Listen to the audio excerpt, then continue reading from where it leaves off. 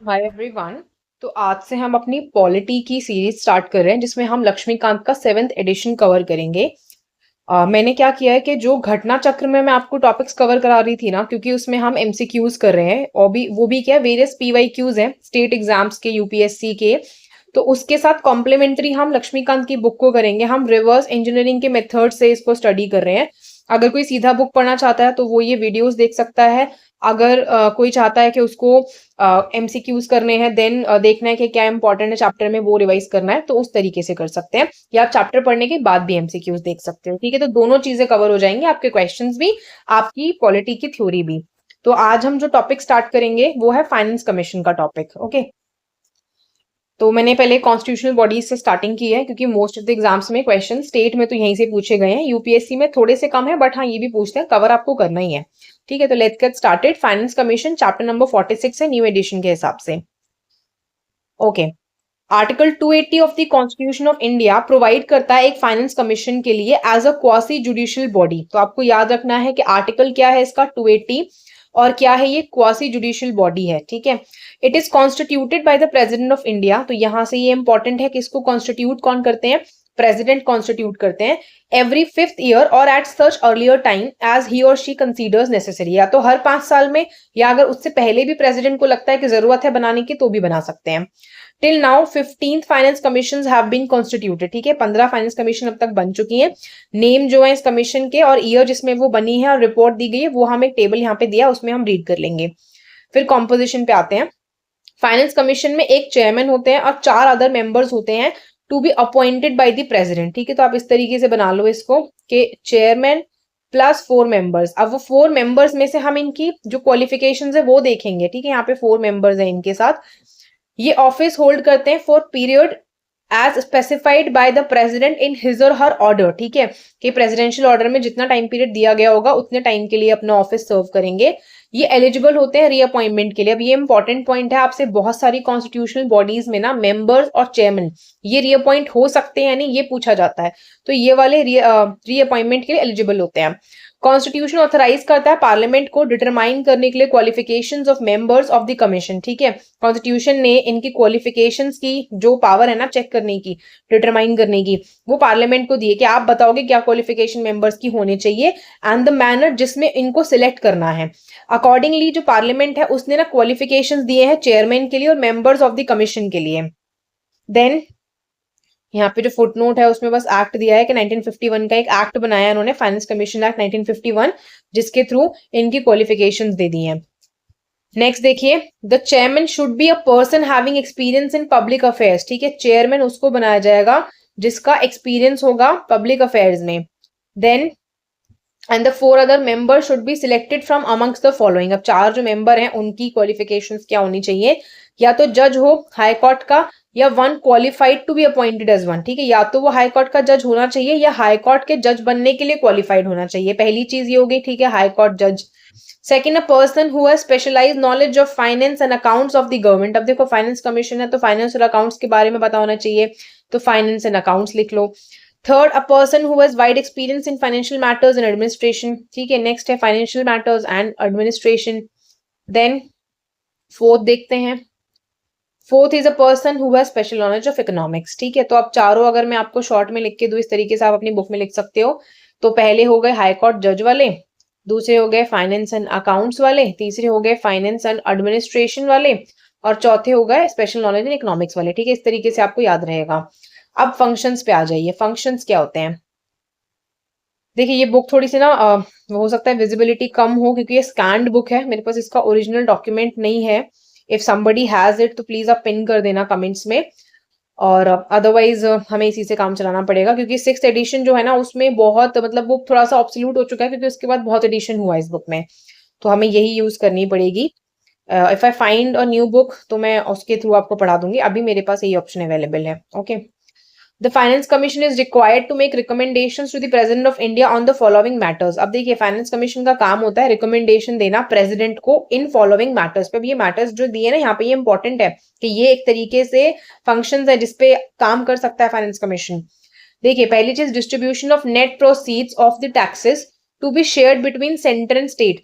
मान लो 100 रुपए टैक्स के आए, ठीक है। अब ये सेंटर और स्टेट के बीच में कितने शेयर किए जाएंगे, वो चीज जो है ना रिकमेंड फाइनेंस कमीशन करता है। And the allocation between the states of the respective share of such proceeds, मान लो उन्होंने कहा भाई 40 रुपीज दे दो सेंटर को, 16 स्टेट्स में डिवाइड कर दो। अब स्टेट्स में भी तो आपके पास 28 स्टेट्स है ना, तो 28 स्टेट्स में से आप कितने को कितना कितना शेयर दोगे वो भी फाइनेंस कमीशन बताएगा। Then the principles that should govern the grants in aid to the state, ठीक है। अब जो ग्रांट्स मिलते हैं ना, तो ग्रांट्स इन एड कितने मिलेंगे उसका प्रिंसिपल भी यही बताएंगे। By the centre that is out of the CFI, ठीक है, सीएफआई से दिया जाता है। The measures needed to augment the CFS, ठीक है, जो कंसोलिडेटेड फंड है स्टेट का, उसको कैसे बढ़ाया जाए उसके मेजर्स भी फाइनेंस कमीशन बताएगा, ताकि वो सप्लीमेंट कर सके रिसोर्सेज पंचायत के एंड म्युनिसिपैलिटीज के in the state on the basis of the recommendations जो कि स्टेट फाइनेंस कमीशन ने दी है। अब मान लो स्टेट फाइनेंस कमीशन ने इनको तरीका बता दिया कि भाई आप ये चीजें कर लो, इससे आपको ना रिसोर्सेज सप्लीमेंट हो जाएंगे, तो उसके मेजर्स क्या होने चाहिए वो इनको फाइनेंस कमीशन बताएगा, ठीक है। आगे देखिए, कोई और मैटर जो कि प्रेसिडेंट जो है इनको रेफर करके बता दे, जो भी साउंड फाइनेंस के इंटरेस्ट में आता हो। Then till 1960 commission also suggested the grants given to the states of Assam, Bihar, Odisha and West Bengal in lieu of assignment of any share of the net proceeds in each year of export duty on jute and jute products। इससे पहले क्या था, 1960 तक ना commission grant suggest करती थी Assam, Bihar, Orissa, West Bengal के लिए, और in lieu of assignment of any share of the net proceeds, क्यों करती थी कि जो भी नेट प्रोसीड्स है उनका जो भी शेयर है एक्सपोर्ट ड्यूटी ऑन जूट पे या जूट प्रोडक्ट्स पे, उसके लिए ये शेयर बताते थे, ठीक है, कि जूट और जूट प्रोडक्ट्स यहाँ से ज्यादा जो है ना एक्सपोर्ट किए जाते हैं।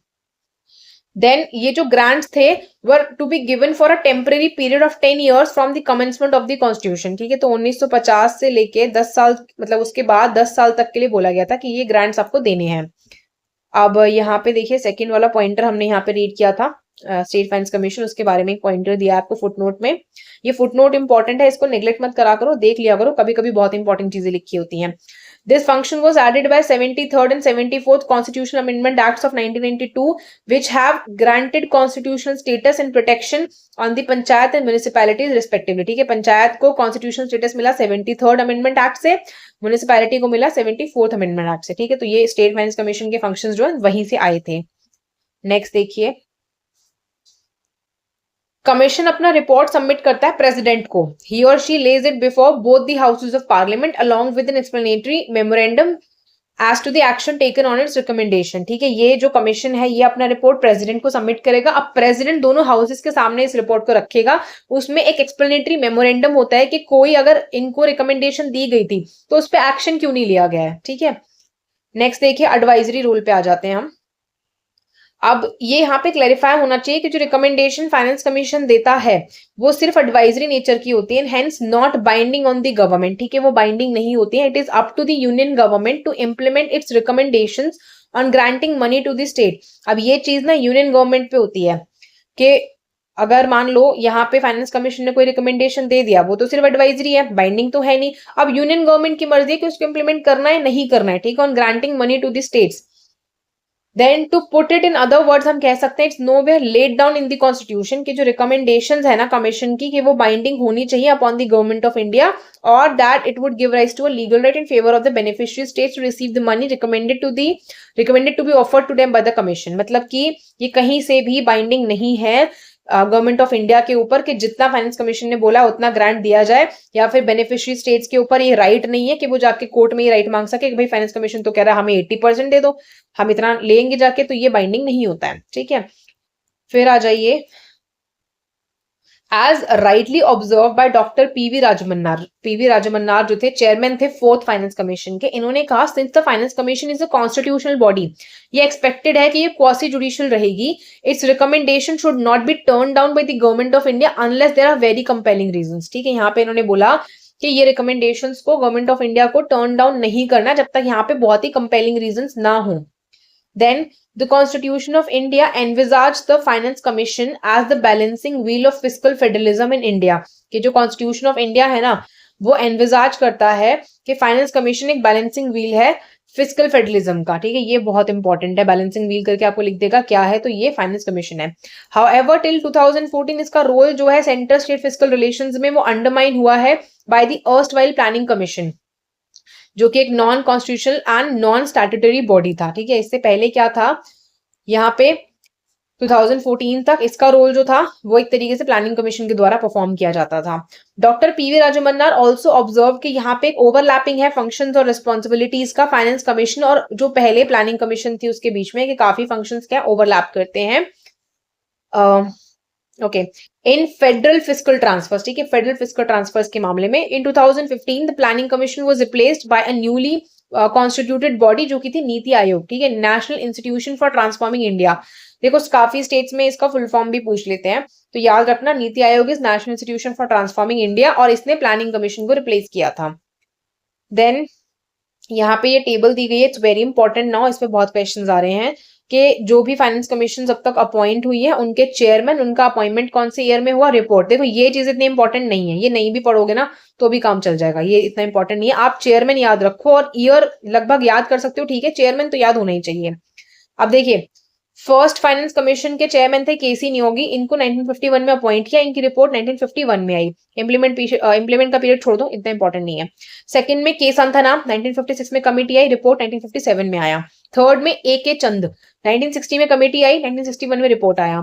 फोर्थ डॉक्टर पीवी राजमन्नार 1964 में कमेटी बनी, 65 में रिपोर्ट आई। फिफ्थ में महावीर त्यागी 68 में कमेटी बनी, 69 में रिपोर्ट आ गई। सिक्स्थ में ब्रह्मानंद रेड्डी 1972 में बनी इनकी कमेटी, 73 में रिपोर्ट आ गई इनकी। फिर सेवेंथ में जेएम शैलात 1977 में आई, ये 78 में इनकी रिपोर्ट आई है। एट्थ है वाई बी चवन 1982 में ये चेयरमैन बने हैं, 1984 में रिपोर्ट आई है।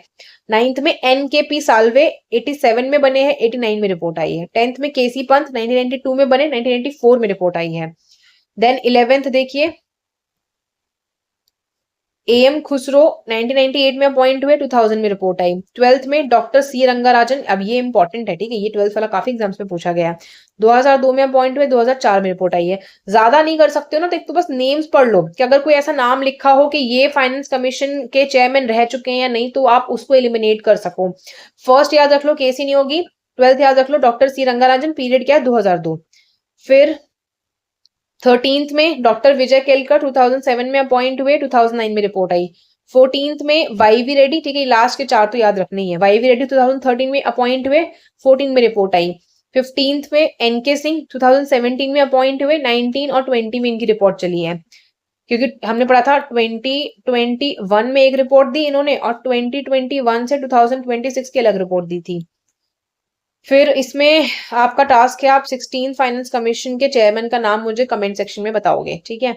Articles related to finance commission at a glance, article 280 है फाइनेंस कमीशन का, आर्टिकल 281 है recommendation of the finance commission, ठीक है। यहाँ पे एक फुट नोट है, दिसंबर 5 2019 को कमीशन सबमिट करता है अपना फर्स्ट रिपोर्ट, जो कि कंटेन करता है रिकमेंडेशन फॉर द ईयर 2020-21।